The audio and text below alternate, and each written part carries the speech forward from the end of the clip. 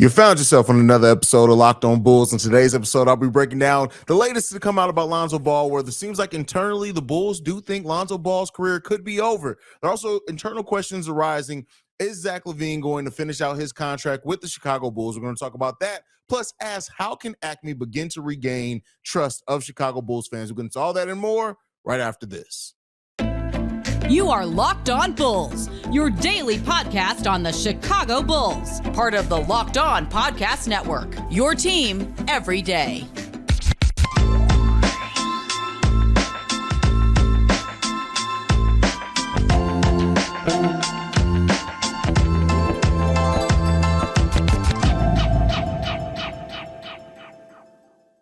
Welcome to another episode of Locked On Bulls, member of the Locked On Podcast Network, where it's your team every day. Today's episode is brought to you by PrizePicks. First-time users can receive a 100% instant deposit match up to $100 with promo code Locked On. That's PrizePicks.com, promo code Locked On. I'm Haize, host and creator of Chicago Bulls and Chicago Bears Central. We're going to go ahead and jump into it for today, holding it down for Pat the Designer, who's out on podcast PTO. Well-deserved, I must add. If you want to follow Pat, make sure you go and check him out on at Pat the Designer, I should say. But let's jump into it. So over the weekend, we had a couple of news/rumor things to come out about the Chicago Bulls. We're going to catch up on that now. The first up was about Lonzo Ball. And it sounds like internally there are some Bulls execs that they're just doubtful that Lonzo Ball is going to return in his career. And when you really hear kind of everything that's come out about Lonzo Ball, the type of injury he had in the cartilage transplant surgery, the typical return period of that is about 18 to 24 months. A lot of times it's much longer than that as well. When you look at just the history of how slow Lonzo Ball has returned from most injuries that he's had over his careers, he typically returns slower than the normal return time. And so with that said, even if Lonzo Ball is able to return in his career, which there is a lot of doubt around that, it's the doubt that he's going to be able to return in his time left on the Chicago Bulls contract. He has 24 months left on a contract. So even if you're looking at the tail end of that deal, right, the 18-month portion of that deal, it's still putting into doubt his availability remaining on his Chicago Bulls contract. And I know this has kind of been talked at basically since the surgery happened. Is he going to be able to return? Is he going to be able to return? But the key thing is that it seems like AK initially went into last offseason hopeful that Lonzo Ball was going to return. I think that was indicated by the moves that AK did move or made or lack thereof that he didn't make with the Bulls roster last season, bringing in Goran Dragic, not really trying to bring in another starting level point guard, just kind of bringing in talent that was going to keep that Bulls team contending to a certain period until hopefully Lonzo Ball returned back at some point that season. With now internally the Bulls doubtful and realizing that there's a high probability Lonzo Ball just does not return back in his career, hopefully it gives them enough to realize that they have to find a more long-term option. Now, I want to be clear, just because they may now be more aware that they have to find a more long-term option, that still does not mean that necessarily transpires this offseason. I've said it before, Pat said it. I think we're headed to a more likely scenario that the Bulls primarily run it back with the majority of the same roster. Some tweaks here and there, but majority of the same roster. And one of those things that may come of that is just starting Coby White for a year, letting Coby develop, seeing how Kobe's going to be on his new deal. If he does get a new deal, maybe bringing in another point guard to come off the bench. I think also a scenario that we haven't talked about too much is that you re-sign Coby, maybe even you re-sign Io, depending if after his season, if you can re-sign him for cheap, you then hopefully bring in some size, some shooting on the wing, things like that, a backup power forward or a starting power forward, whatever you can get. And then because you're able to play Alex Caruso more at that point guard position, they may just go ahead and run it back with that, right? Or if they find the right deal, right, for the right player that they see maybe being a 1-2 year stopgap as they figure out a more long-term scenario at that point guard position, that could be where they go as well. We know that there's some rumors about trying to trade into the top three, with then maybe the goal being Scoot Henderson, but even Brandon Miller if he's there at number 3. But I think that we are headed in the most likely scenario is that it's probably going to end up being either Kobe, maybe a veteran minimum player, something like that as a stopgap until they can get Lonzo's contract off the books, right? When you look at kind of where the Bulls are with their contract situation, Lonzo, DeMar coming off the books in subsequent years, they could wait to make a move at that point in time. And I know that's not necessarily what Bulls fans will want to hear, right? And I understand that. And I know we want it all right away as soon as we can, you know, especially suffering through last season, seeing how much Zach LaVine played much better once Patrick Beverley came in. And a point that Pat, the designer, always makes on the show also is that you look at Pat Bev, not even a top 20, maybe not even a top 30 point guard in the NBA, but because of the play style, because of his understanding of the system, because of his ability to facilitate and communicate on both sides of the ball, it really did help put kind of everybody in a more natural fit of their position, albeit except Alex Caruso, who's starting as a 6'3", 6'4" power forward, but that's a story for another day. So that could be what the Bulls do. Either way, I just look at it and say that, all right, you've come to this realization. It seems like hopefully everybody internally is all on the right page. I know we heard a rumor a couple of weeks ago at this point, maybe even a month ago, that there are some people internally in the Bulls that wanted to wait till Lonzo Ball comes back. And I hope that they're in a more realistic mind state, right? You can be hopeful of Lonzo's return, but you got to do something at the point guard position. And while I understand that Kobe is probably the way that this team may go, just looking at our cap situation, even I think putting Kobe at the point guard position, I want to say this, right? And this isn't a negative on Kobe. This is just realizing the type of player that Kobe is. Kobe is better, and he was better at the end of last season when everything was basically going through him on that bench unit. When his decision-making, his improved playmaking, his improved ability to get to the rim, his shot eventually starting to fall, that is where Kobe really started melding the things that he was doing when his shot isn't falling with him starting that scoring starting to come around for him. And I don't know if Kobe's going to be able to do that if he's moved into the starting lineup. He would have to then go back to being more of a facilitator. And even in looking at Kobe's and rewatching his season-ending presser, and he talked about how, you know, he's not really trying to play that type of game anymore, not negatively, but just saying he has to understand the type of player he is. So there's enough concern there, right? And that's not to say that there aren't going to be some point guard options out there available. I don't know if they're going to be in the Bulls' price range, just considering the fact that if we do re-sign Kobe, if we re-sign Vooch, even at modest deals, we're still looking at probably only about $7-8 million in room underneath that luxury tax. And then at that point, you're looking at adding some size, adding some shooting, and potentially adding a point guard with that. That's a lot to try to get done with only around $8 million. So there's going to be corners cut somewhere. And if we do go after that point guard, then that may mean that added size and shooting that we want and have heard AK talk about may not be coming either, right? It isn't the best scenario either. So it really comes down to AK and Eversley may be forced to pick what they're going to prioritize this offseason. Are they going to prioritize bringing in a point guard? Are they going to prioritize that? Or are they more so going to prioritize adding some of that shooting to change our shot profile, which was one of the buzzwords that AK used, right?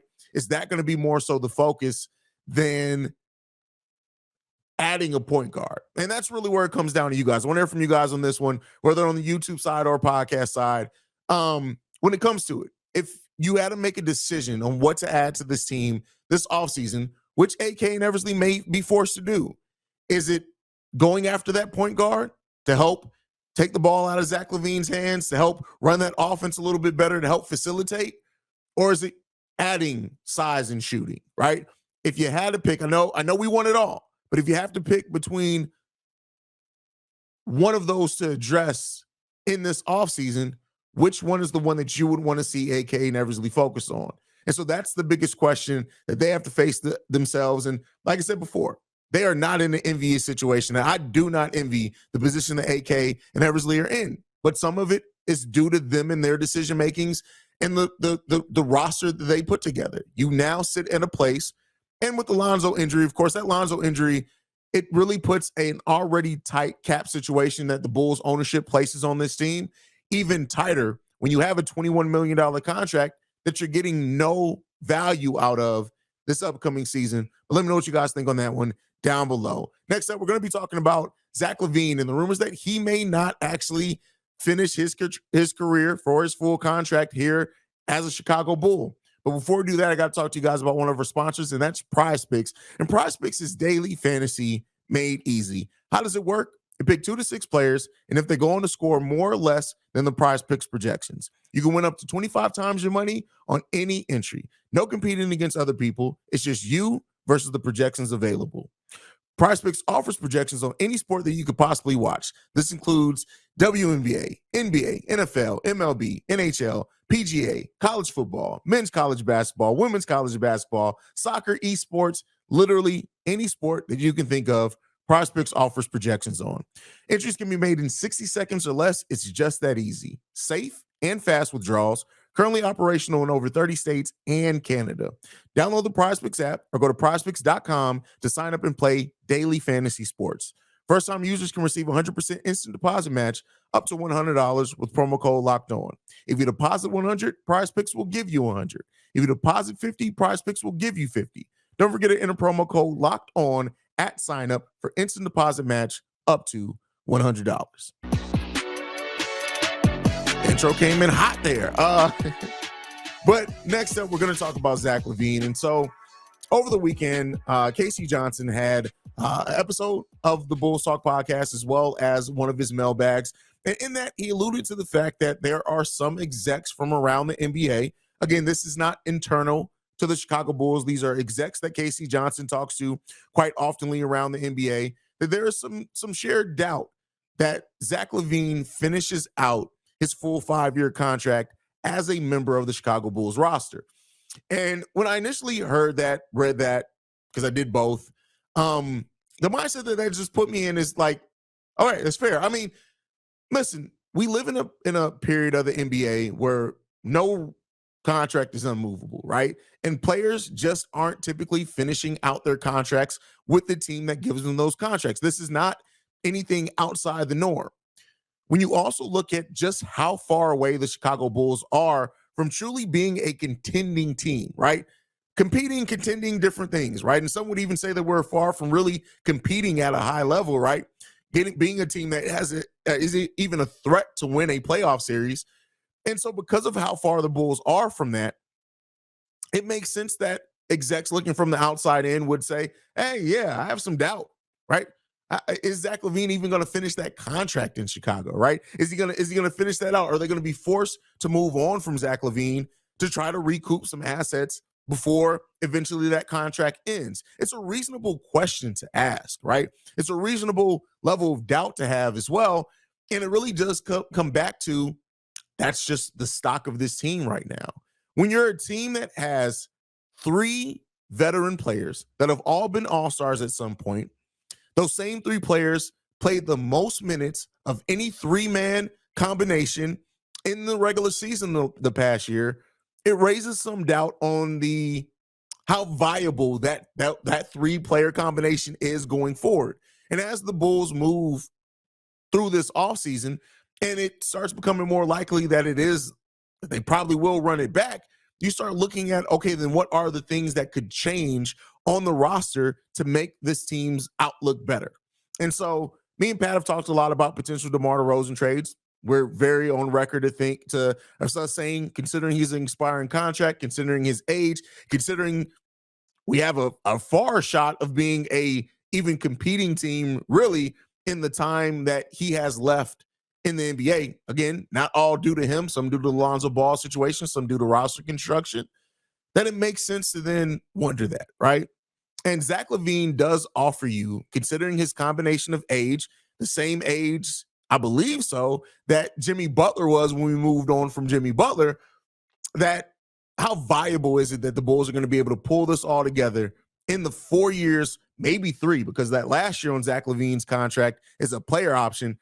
How realistic is it that we're going to put together a team that's going to be able to compete in that time, right? And you have to, and because of that, yeah, there's some doubt around it. Now, Casey Johnson went on to say in both the podcast and even the article, right, the mailbag, is that internally the Bulls have not wavered from their desire to reshape around Zach LaVine, that their belief in Zach LaVine. And that as well makes sense with where the Bulls are. I know there are going to be Bulls fans that hear this and immediately start thinking, well, Zach isn't a number one option. Yeah, nobody's saying that he is. Right? When you look, but we don't have one on this team. No, DeMar is not a number one option on a championship contending team in 2023 or 24.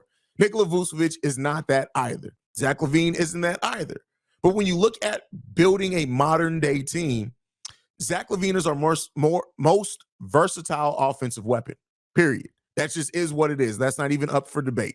He's the most versatile in how you can build your team. He offers a 3-level score, albeit inconsistent in that and on the defensive end. But that's all the major players that we have on this team. So it really comes down to, I think, at what point does AK Eversley look at this team, look at where we are, wherever at that time, and think, at what point is the most value you're going to get back is moving on from Zach. Now, I don't think that we're there anytime soon. I think when you look at how AK is typically built, even built Denver, he builds slowly over time. That is kind of why even the Bulls trading for Vooch, giving up all those draft picks, giving up young players, right? Then giving up more draft picks to get DeMar, right? Signing Alonzo, you ended up giving up a second-round pick for that as well because of the tampering case. It just wasn't really indicative of how AK operated when running the Denver Nuggets. And so because of that, it's now put the Bulls in this situation where they don't have a clear path forward. We do not have that clear path. We just don't. And so until that path starts clearing up some, you're going to always have your rumors. Every offseason, there's going to be rumors of, is this going to be the year that the Bulls move on from Zach? Is this going to be the year that they decide to blow it all up? Is this going to be the year they decide to go rebuild? You can only retool so much, right? And I think that every front office only has, at most, unless you sustain success over a long time, only has 1.5 to 2 rebuilds in you. And if ownership looks at moving on from Wendell, sending the 2 first-round picks out, sending another first-round pick for DeMar, sending out Daniel Gafford, if they look at that as a rebuild, then that means that Arturas only has 1. And while anybody in this position in the Chicago Bulls is literally going to get at least a decade in that job, AK isn't going anywhere anytime soon, you really only get a couple of shots at going full rebuild with your roster. And I don't know if AK is ready to trigger that. Retooling is different. I think a retooling is absolutely coming, but that retool may take place over a couple, maybe even 3 off seasons before it's completely retooled, just kind of minor tweaks in that time. And because of that, it may be a minute. It may be a minute that we're still riding out in a couple of off seasons where we're still having this question of, where are the Bulls going? We may start seeing little pieces of that. But yeah, ultimately, Zach LaVine, and outside sources thinking Zach LaVine isn't going to finish the contract with the Bulls, that's not surprising with where we are. If we were a team that had gone on 1, 2 deep playoff runs, I doubt that outside influence, that outside look at that would be that, but it kind of just is what it is. And I think when you are in the situation of parity that is in the NBA right now, you're going to always, teams are going to be more likely to kind of hold on to their pieces, right? And I think when you look at some of the coaching movement that we've seen around the NBA this season, we're not even into the full offseason yet, that some of that is because of how the cap is changing, right? And how much more now you need to really internal development and taking advantage of cheap rookie scale contracts is going to be at a premium of getting those draft picks right, developing the most that you can out of those draft picks. And I think that's why you're seeing some of that coach movement while the Chicago Bulls are sticking with Billy Donovan. But let's get into the last topic for today. And so before we go today, we have to talk about AK and Eversley. And so everything right now that's built around the Chicago Bulls, everything that we have going on, one of the most polarizing conversations that you will hear in the Bulls community right now is about our front office and about ownership as well, but is about the front office of the Chicago Bulls.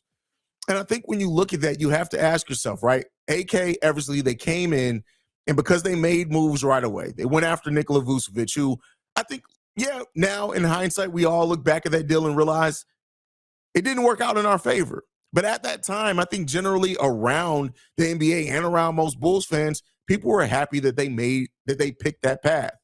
And then coming into that offseason after that, you signed DeMar, you signed Caruso, you signed Lonzo Ball. You put together a team that in the first 33 games of the season looked amazing. And there was a lot of faith that was built up by AK and Eversley. Even me and Pat here, right? We had our little joke saying that AK was basically Batman. He had a plan for a plan for a plan. And slowly we started to see that unravel, right? As the Vooch deal looked less and less favorable, right? As it turned into 2 lottery picks, whereas had Zach LaVine not went down with COVID that first year, the Bulls probably would have made the playoffs that year. Had they made the playoffs, at that point, then they're not getting Franz Wagner with, I think, the 8th overall pick. You're getting a pick more in the 15, 16, 17 area, right? And then now, this year, this pick, the Bulls didn't make the playoffs again. And because of that, now the Orlando Magic get another lottery pick from us where it could have been less than that. And because of that, that's part of the reason why the trust started unraveling. Then you look at the start of this past season, how the Bulls, Zach LaVine wasn't healthy to start. The Bulls just didn't have it. We looked like a terrible team for the most part of the season, up and down played. We beat some good teams even when we weren't playing the best. We bring in Pat Bev. We go 14-9 over the last 23 games of the season. And ultimately, restored a little bit of faith, right? Then we get bounced out the play-in. Then you start seeing things like Jimmy Butler go on the run that he's gone on. By the way, Game 7 is about to be wild tonight as well when you guys watch this. But ultimately, the trust that we had of AK coming in, riding off the wave of what he built in Denver, coming off like Jokic just turning into a beast, right? That doubt is now there. We have doubt now about our front office. And when we constantly hear things like, oh, well, we need to add rim protection, we need to add shooting, we didn't do that. And we're reminded of things like we need to get younger, more athletic from guard packs. That trust isn't there from everyone. Now, me and Pat have said it's going to take time, right? It never was that the Bulls were highly unlikely to be a championship contending team 3 years after AK and Eversley took over the team. It takes time. And while a lot of their moves, decisions in hindsight, whatever it is, did not end up working out, right? The Lonzo Ball contract. Of course, now everyone was saying, well, why would you give this contract to a player that had so many injuries before? But when that season was rocking and rolling and Lonzo looked like exactly what we needed as a point guard next to Zach LaVine, we had some faith in that. Faith ended up not being responded back to us in a good way. And so what does AK and Eversley need to do? Can they even regain the trust of fans anytime soon? That is one of the biggest questions that we have here. And I think that it's made a little bit harder by ownership. And the reason why I say something like that is when you look at 90% of the teams in the NBA, when you look at the Lonzo Ball situation, they would file for at least the disabled player exception, which would then give you $10.1 million to go out there and sign another player or trade for a player in the last year of their deal. But because the Bulls are such a unique situation with ownership to where ownership does not want us to go into the luxury tax, we're probably not even going to file for that exception, much less use it, right? Every team has the mid-level, well, not every team, but most teams have the mid-level exception that they can use every single year to add to their team. We are in a situation where we're not even going to use all of that because, again, it would send us into the luxury tax. So while somewhat AK and Eversley's hands are tied to a degree, you still have to look at the deals that they made that did not work, right? You have to evaluate that. And so until we start seeing, I think, a string of deals, and again, let me be clear, I'm not saying that you're going to get another offseason of a bunch of moves. That's highly unlikely, right? That does not typically come every single offseason. So you may not get that. But until we get a set or series of moves over a period of time that work, Bulls Nation is just not going to trust AK and Eversley the same way that they did when they initially took over the team. And I'm not saying that that's a wrong mindset to have. Trust is earned, right? Trust is earned. And so with a lot of fans, me, myself included, going right into trusting and having faith in AK because it was something new. It was different. They came in, they kind of set their tone, right? They set their path that they wanted to go, and they wanted to be a team that was going to be competing, right? Competing, not contending, different things. They wanted to be a team that was going to compete. While they developed their young players, we haven't competed, right? Outside of a stretch to start the season, we've not competed. We haven't developed our young players in a meaningful way. When you look at it, Kobe White, aside of that, we can say Kobe White did add a lot to his game in that season. You can tell we can have a conversation all day if we're putting that on Billy Donovan and the coaching staff, who were just putting that on Kobe White, going out and being a dog and having his first full offseason as a Chicago Bull. But nonetheless, and because of that, until we see some of these moves start working out and we start seeing the Bulls all we've basically seen is the Bulls regress. We started off very high last season, being the number one team in the East for the first couple of months of the season, basically. And it's been nothing but going downhill since then as far as the record.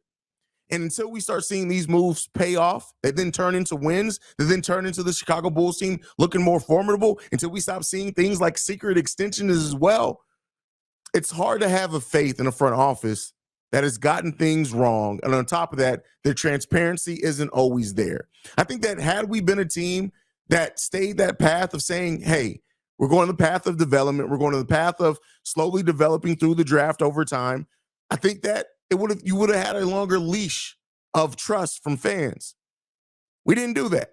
So until we start seeing those wins and things like that come, it's going to be a long go before we get trust back to this front office. But hey, maybe I could be wrong. Let me know what you guys think down below on how much you do trust this front office, not just going into this offseason, but overall, right? Over time, how much do we trust AKME's ability to really fix what's going on with this team? Let me know what you guys think on that down below. But that's it. That's my time for today. Thank you so much for tuning in to another episode of Locked on Bulls. If you want to follow me, you can do so at CEO Haize. That's CEO Haize. If you want to follow Pat, you can do so at Pat the Designer on every social media platform that he's on. But that's our time for today. Thank you so much, everydayers, for tuning in to Locked on Bulls every single day. We will be back tomorrow with more Bulls topics, news, anything else that's going on. You can stay locked in right here, because we'll be sure to bring that to you. Before Pat the Designer, I'm Haize. This has been another episode of Locked on Bulls, and we'll see you, lovely and beautiful people, tomorrow. Peace, y'all.